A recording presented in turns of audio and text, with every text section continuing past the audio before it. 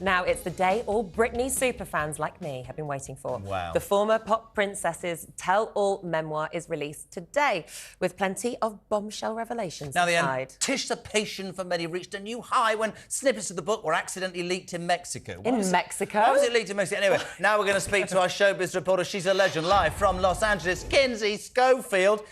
Come on, what was unexpected? I mean, she's excited. I don't frankly give a damn. Talk to me, Kins.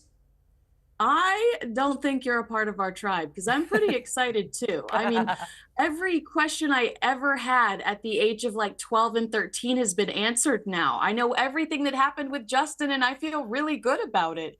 But, you know, I think if you are a Britney fan and you are committed to her Free Britney journey, there are some new revelations about her relationship with her family. She is still struggling with her relationship with her sister, who she felt when, you know, she was in a mental facility and just desperate for help. It was her sister that was texting her back saying, you know, you've got to deal with this. You just got to go with the plan. Get over it. And that really broke her heart. She talks about how abusive verbally her father was towards her and how she did agree to the conservatorship at the beginning because they promised that she would have access to her babies. And that was the most important thing to her at that time. I think you're absolutely right. We're part of the same tribe, Kinsey. Having grown up as a 90s noughties girl, Britney was everything. And she went through such a difficult time, not just then, the way that she was treated largely by the press and some of her own fans, but then also, obviously, by her own family over the past 10, 20 years. But then there's the topic of Justin. Right, we all loved Britney and Justin back in the day, the matching denim outfits. Yeah, they were a huge thing. And now we appear to be seeing their relationship in a different light with regards to what she has spoken about very honestly in having an abortion. Yeah, I think you're right. And Nicola, I'm not a conspiracy theorist, but hear me out. Don't you think it's a little suspicious that there was all this hype around an NSYNC reunion? We're talking about a potential tour, you know, all sorts of exciting things buzzing around Justin Timberlake a guy who's refused to reunite with NSYNC over the last decade, all in the weeks leading up to this book that we know he has sent attorneys after, you know, to try to make sure that nothing, you know, that he could defend was wrong. Ladies, I'm absolutely with you. What I'm going to do is I'm going to do a Nicola Thorp on politics, and I genuinely mean what I'm going to say to you both.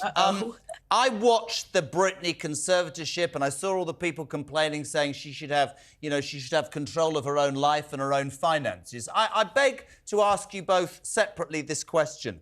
Has her behaviour since she quite rightly got out of that conservatorship, does that not make you raise an eyebrow and go, maybe this poor lady who you're all, you know, falling over, maybe she genuinely does still to this day need help? Maybe, I don't know, her family, maybe they got it wrong, but maybe they were trying to help somebody who I think is basically troubled, don't you? Well, she does address some of those issues in the book. She talks about how the reason she likes to pose nude is because it's her expressing the fact that she is finally free. When it comes to the dancing and stuff, maybe that's how she gets her cardio in, JK. I don't know. I have no justification there. She's dancing with knives. She addressed that. Those are fake knives. They're prop knives. It's still weird. No. I still think she needs help. I'm being serious. That's inspired by... Why can't you agree she needs help? Inspired by a Shakira video, that she's a big fan of Shakira. I'm not denying that somebody needs help, but we can't, you and I, diagnose anybody with any mental health condition. We can sit here and say, oh, it's great, she can... Of course she could be able to speak about her life. I just always felt sorry for her. A girl, a woman now, the woman in me, she should be able to live her life of freedom with help and some intervention, but she should not have her parents controlling her estate, and that's why I think is a Kins, I could speak to you forever. You and Nick can go to one of her concerts. I'll just go and read a book. It's been very good. Kinsey Schofield from Los Angeles. Thank you. Thanks, Kinsey. 10 to 7.